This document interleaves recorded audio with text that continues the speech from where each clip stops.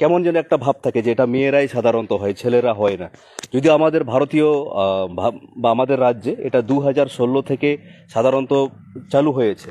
তো আমরা ভাইয়ের কাছেই শুনে নিব আহ, কি আছে, কতটা অপরচুনিটি আছে বা কেমন আছে। সাধারণত আমি এরকম ইন্টারভিউগুলো করি না, কিন্তু মনে হলো ভাইয়ের সাথে।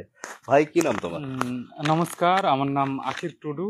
আর আমি একজন ওয়েস্ট বেঙ্গল রেজিস্টার্ড নার্স। যদিও এখন আমি কাজ করছি as a community health officer আমার কাছাকাছি একটা হেলথ অ্যান্ড ওয়েলনেস সেন্টারে। তো অবশ্যই সবারই মনে একটা ভুল ধারণা থাকে যে না, আরেকটু না, বলি ভাই, কি বললে তুমি? মানে সিএচও? সিএচও কমিউনিটি হেলথ অফিসার মানে আমার এখন ডেজিগনেশনটা আর কি।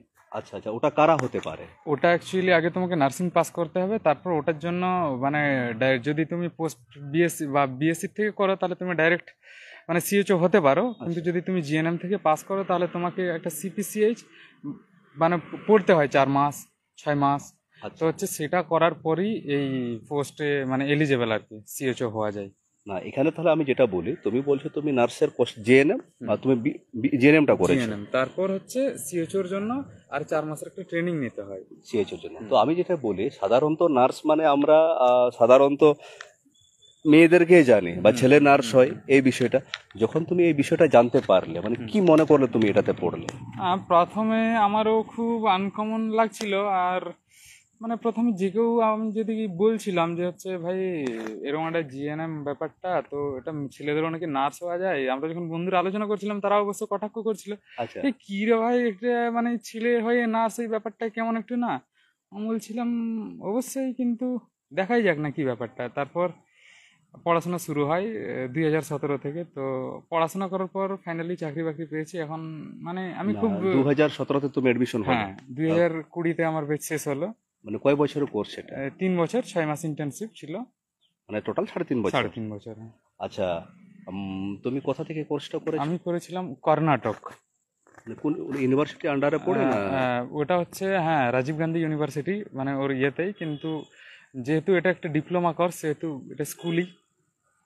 আচ্ছা, এখানে একটু আমি তোমাকে জিজ্ঞাসা করে নিই, কেন কি আমাদের এখানে কি একটা জিনিস ঘটে যে অন্য রাজ্যে থেকে করলে সেখানে মান্যতা দেবে হুম কিনা, হুম বা আমি অনেক ক্ষেত্রে এরকম দেখেছি অনেকেই ফ্রডের হুম। মানে দালালের চক্কর পড়ে সঠিক জায়গায় অ্যাডমিশন হয়নি। এটা খুব ঘটে। তো এর কি করে বুঝবে যে ওটা সঠিক ইউনিভার্সিটি?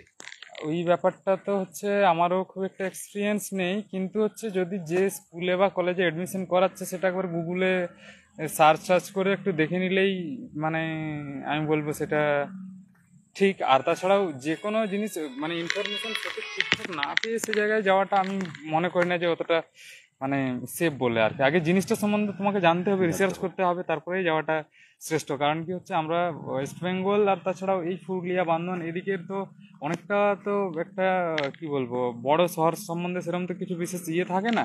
সেহেতু যখনই তুমি আলাদা স্টেটে যাচ্ছ আমি মনে করি যে একবার ভেরিফাই করে মানে নেওয়াটাই ঠিক আর কি। না, প্রথমে আমি যেটা বলি, যেমন আমি তো কলেজে কাজ করি, কলেজের ক্ষেত্রে কি হয়, প্রথমে ইউজিসির মান্যতা লাগে, হুম ইউনিভার্সিটি গ্র্যান্ড হুম কমিশন। হুম হুম তারপর যে ডিস্টেন্সের ক্ষেত্রে ওটা ডিস্টেন্স এডুকেশন কাউন্সিলের হুম ইয়ে হুম লাগে। হুম। তো নার্সিং এর ক্ষেত্রে হ্যাঁ, ওটা আইএনসি, ইন্ডিয়ান নার্সিং কাউন্সিল। মানে ইন্ডিয়ান নার্সিং কাউন্সিল, কাউন্সিলের মানে গুগলে পেলে হ্যাঁ হ্যাঁ লিস্টটা হ্যাঁ পেয়ে হ্যাঁ হ্যাঁ যাবে। হ্যাঁ। আচ্ছা আচ্ছা, তারপর বলো, মানে আহ 17-তে গেলে হ্যাঁ, সেখানে 17-তে গেলাম। 20-তে শেষ হলো, তারপর ইন্টার্নশিপ করলাম। তারপর মানে আর একটু কত খরচা হলো মোটামুটি? মোটামুটি আমার তখন খরচ হয়েছিল ওই 2,75,000 মতো। মানে কোর্স ফি? 65, হ্যাঁ। আর তোমার থাকা তারপর খাওয়া নিয়ে? মানে তারা থাকতে দিয়েছিল, কিন্তু হচ্ছে ওইদিকের যেহেতু মানে ডায়েট প্যাটার্নটা একটু আলাদা ছিল সেহেতু আমরা মানে চেষ্টা করতাম সেখানের খাবার, কিন্তু কখনো কখনো একটু নিজেও রুমেও রান্না বান্না করে খেতাম। আচ্ছা আচ্ছা মানে এরকম করে একটু খরচাটা বাড়তো।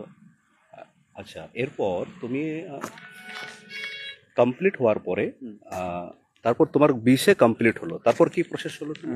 প্রসেস বলতে হচ্ছে ওখান থেকেই আমি আমার একটা ইচ্ছে ছিল যে হচ্ছে আমি বসবো না একদিনও। তো ওখান থেকেই ডাইরেক্ট আসলাম। এসে পরে সিভি টিভি জমা দিলাম, 2-3 দিন ঘুরলাম। মানে ওখান থেকে ফিরে এসে আমি উইদিন 7 ডেজ জব জয়েন করি আর কি। কোথায় জয়েন করলে সেটা? আমি সর্বপ্রথম আমার জয়েন ছিল বেঙ্গল নিউরো ইনস্টিটিউট, সেটা ওই ইয়েতেই মধ্যমগ্রাম ওই সাইডে। অর্থাৎ তুমি যেটা বলছো যে ট্রেনিং কমপ্লিট করার সাথে সাথে তুমি হুম, সেখান থেকে ডাইরেক্ট ডাইরেক্ট এসে নার্সিং হোমে। তো নার্সিংহোমে থাকার কতদিন পরে তুমি চাকরি পেলে? চাকরি ওখানে বেশি দিন ছিলাম না, ওটা যেহেতু 50 বেডেড ছিল না, আমার যেহেতু বাইরে থেকে আমি পড়াশোনা করে এসেছি, সেহেতু আমার মানে এখানের মানে ওয়েস্ট বেঙ্গল নার্সিং কাউন্সিলের আন্ডারে আমার রেজিস্ট্রেশনটা ইয়ে করার জন্য আমার একটা মানে 50 থেকে বেশি বেডেড একটা এক্সপিরিয়েন্স একটা দরকার ছিল। মানে ওটা ভাগ থাকে নাকি? হ্যাঁ হ্যাঁ, ওটা একটা ক্রাইটেরিয়া আছে। মানে যারা বাইরে থেকে আছে। আসে হুম। আর যারা গভর্নমেন্টলি করে?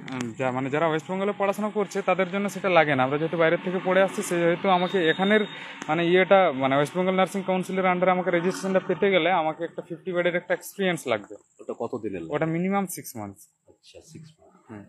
তো হচ্ছে আমি প্রথমে সেটা 50 বেড ছিল না, তারপর আমি ডাইরেক্ট চলে গেলাম সিভিটিভি দিয়ে ওই নারায়ণা রুদ্রালয়া, যেটা আমাদের মুকুন্দপুর ওখানে আছে। রবীন্দ্রনাথ টেগোর যে হসপিটালটা আছে একটা কি বলবো একটা বড় হসপিটাল, কার্ডিয়াক একটা স্পেশাল হসপিটাল, সেখানে আমি চাকরি করলাম বছর 17-18 মাস মতো ওখানে? হ্যাঁ, তারপর সেই চাকরিতে পাওয়াকালীনই আমি এনএইচএম এ চলে গেলাম, এনএচএম মানে? ওই ন্যাশনাল হেলথ মিশনের আন্ডারে ওই কাজটাই। তারপর না, ওটা কি গভর্নমেন্ট না? হ্যাঁ হ্যাঁ, গভর্নমেন্ট কিন্তু কন্ট্রাকচুয়াল। ওটা কোথায় পোস্টিং ছিল তোমার? ওটা হচ্ছে ওই ওই ওই সাইডে দাদা, সেই এখন আমাদের এত অ্যাড্রেসটা মনে নেই। আচ্ছা। তার ধরুন ওই 6-7 মাস পরেই আমি এই সিএচওটা পেলাম, মানে সিএচওটা পড়ার যে সুযোগটা, আচ্ছা আচ্ছা। তো সেই পড়ার সুযোগ পেলে পরে ধরে নাও ওই চাকরিটা হয়ে যাবে আর কি। আচ্ছা, কারণ কি আচ্ছা। সেখানে পড়ে তোমাকে এমনভাবে তোমাকে ট্রেনিং দেওয়া হবে যে তোমাকে এলিজিবল করেই ছাড়বে আর কি। আচ্ছা আচ্ছা। তারপর সেখানে 4 মাস পড়লাম, পড়ে করে রেজাল্ট মানে বেরোতে মোটামুটি 2 মাস মতো টাইম নিল। আচ্ছা। তারপর 2 মাস পরে আমি as a community health officer আমাদের নিয়ার হেলথ অ্যান্ড ওয়েলনেস সেন্টারে ইয়ে হলো, near পোস্টেড হলাম। কোথায়? আমার কুচিয়া কুচিয়া বাঁধওয়ান ব্লক? স্বাস্থ্য কেন্দ্র, বান্ধন ব্লক, মাদালাম বিপিএসসি? হুম, বান্ধন বিপিএসসির আন্ডারে।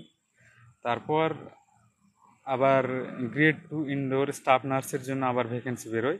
আচ্ছা। তারপর সেটাতে ফর্ম ফিল আপ করলাম, তারপর ওটাতে ইন্টারভিউ দিলাম, তারপর আমি সিলেক্ট হই। সিলেক্ট হওয়ার পর তাহলে আমি চলে গেলাম ইনডোরে এজ এ স্টাফ নার্স, আমি ডিউটি করতে চলে গেলাম রঘুনাথপুর সুপার স্পেশালিটি হসপিটাল। আচ্ছা।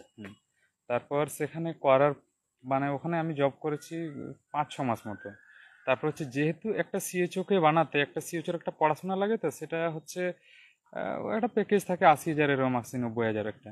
তো যেহেতু একটা সিএচওকে বানাতে গেলে হয়তো গভর্নমেন্টের আরও খরচা হবে, সেজন্য আবার আমাদেরকে ডিটেলমেন্টে আবার সেই গ্রেড 2 স্যালারিটা দিয়ে আবার এখন সিএচওর কাজটা করাচ্ছে, এরকম ব্যাপার। মানে তো মানে দুটো চাকরি, তিনটে চাকরি হয়ে গেল তোমার, মানে কমপ্লিট করার পর থেকেই। তো যেখানে অ্যাকচুয়ালি আমি যেটা আজকে ইন্টারভিউটা নেওয়ার এটাই মূল কারণটা হচ্ছে, যখন কারো যদি কোনো প্রশ্ন থাকে, আমাদের ভাই নার্স আছে, তো যখন আমরা প্রথম বারবার বলেছিলাম, আমি আগেও বলেছি, যখন দেশে বা রাজ্যে কোনো নতুন জিনিস আসে সেটার অপরচুনিটিটা বেশি থাকে, যেখানে চাকরি বাকরি পাওয়া যায় না, সেই জায়গায় ভাই কমপ্লিট করার পর পরে এখন 2-3টা চাকরি পাল্টেছে। তো তোমাদের সময় কতজন ছিল আমাদের ছেলেরা? ছেলেরা তো ছিল 30-35 জন মতো। আচ্ছা। তার মধ্যে আমাদের হড়রা কত ছিল? তার মধ্যে আমাদের হলরা ছিল, আমরা ছিলাম এই 3-4 জন মতো। তার মধ্যে অনেকজন একটু টাকাপাতির ব্যাপারে ছেড়েও দিয়েছে, আবার মানে এরম করে মানে লাস্ট পর্যন্ত এখন আমাদের এই পুরুলিয়া জেলার মধ্যে আমরা 2 জন মেল সিএচও আর মেল কি। সিএচও আছে। তো আবার একটু তাহলে বলো, আমি না সবারই যে কোনো নতুন জিনিস একটু কনফিউজ লাগে। আমরাও হসপিটালে দেখেছি যে কোনো জায়গায় যে নার্স মানে সাধারণত বোনেরা থাকে, মহিলা থাকে। তোমার এক্সপিরিয়েন্সটা বলো কেমন ছিল? এক্সপিরিয়েন্স ডিউটি তো এক্সপিরিয়েন্স। ডিউটি এক্সপিরিয়েন্স মানে যেহেতু গভর্নমেন্টে অতটা দেখা যেত না, কিন্তু হচ্ছে মানে প্রাইভেটে এগুলো দেখা যায়। কিন্তু সেই প্রাইভেটের মানে একটা ড্রেস আপ দেখে তো প্রথমে বোঝা যায় না যে কোনটা ডক্টর নাকি কোনটা নার্স, এটা তো বিশেষ তো কিছু চেঞ্জ দেখা যায় না। কিন্তু তবে প্রথমে যেহেতু এজ এ নার্সিং স্টাফ যখন তুমি কাজ করবে, তখন হচ্ছে কয়েকটি মানে প্রাইভেট হলে কি হয় মানে পার্টিকুলার পেশেন্ট থাকে, তোমার এলোকেটেড 3-4টে পেশেন্ট থাকলো। আচ্ছা আর আমার এক্সপিরিয়েন্সটাই আগের থেকে সিসিউ আইসিইউ এগুলোরই। আচ্ছা। তো প্রথমে একটু ওরাও দেখে যে বলতে এই কাজগুলো তো মানে এই কেয়ারগুলো তো সাধারণত নার্সরাই, ছেলেরা এসব করছে কি, আচ্ছা, এটা আচ্ছা। ওদেরও একটা কনফিউজ ছিল। তারপর না আমরা বললাম যে না এখন ছেলেদেরও হয় আচ্ছা। না, আর স্পেশালি মানে ছেলেদের কেয়ারগুলো হচ্ছে মানে কেয়ারের মধ্যে তো অনেক কিছু কেয়ার থাকে, হ্যাঁ। যার মধ্যে কিছু কিছু কেয়ার মানে ছেলেদের দিলে একটু কমফোর্টেবল ফিল করে, আর মেয়েরা দিলে একটু কমফোর্টেবল ফিল করে। তো এই আর কি। তো যাক, কোনো যদি প্রশ্ন থাকে আমি ভাইয়ের, আপনারা কমেন্ট করবেন। আমি জানি না আজকে এই বিষয়ে কমেন্ট নেই। আমি জানি যখনই কোনো শিক্ষামূলক বিষয়ে আলোচনা হয়, বিশেষ করে আজকের আমি জানি আধার কাস্টে যারা আছে ওরা সব কমফোর্টেবল, আমাদের চেয়ে অনেক এগিয়ে। আজকে মূলত যেহেতু আমাদের সমাজের যারা মানুষরা আছেন এগোতে চান না বা হীনমন্যতায় ভুগেন, সেই জায়গায় ভাই আহ, এত কম বয়সে সেখানে স্টেবল হলো। আপনি সেখানে বিএ কমপ্লিট করার পর ডিএড করছেন, বিএড করছেন, অমুক কোর্স করছেন, তুমুক কোর্স করছেন। আপনি কতদিন অপেক্ষা করে থাকেন সেখানে বিজ্ঞপ্তি বেরোবে, সেখানে পরীক্ষা কবে হবে, ইন্টারভিউ কবে হবে, নিয়োগ কবে হবে, সেই কত ফাস্টলি এখানে হয়ে গেছে। তো যদি লাস্ট প্রশ্ন ভাই, যদি কেউ পড়তে চায় তবে কি বলবে তুমি তাদের জন্য? আমি এটাই বলবো, পড়তে গেলে এখন তো কম্পিটিশন সব কিছুতেই আসছে, এটা তো অবশ্যই এখন একটু কম্পিটিশন আসছে, কিন্তু আমি বলবো যদি পড়তে চাও অবশ্যই পড়তে পারো, কিন্তু হচ্ছে পড়াটাকে একটু পড়ার মতো করে পড়তে হবে, একটু নিজেকে একটু মানে কষ্ট করতে হবে।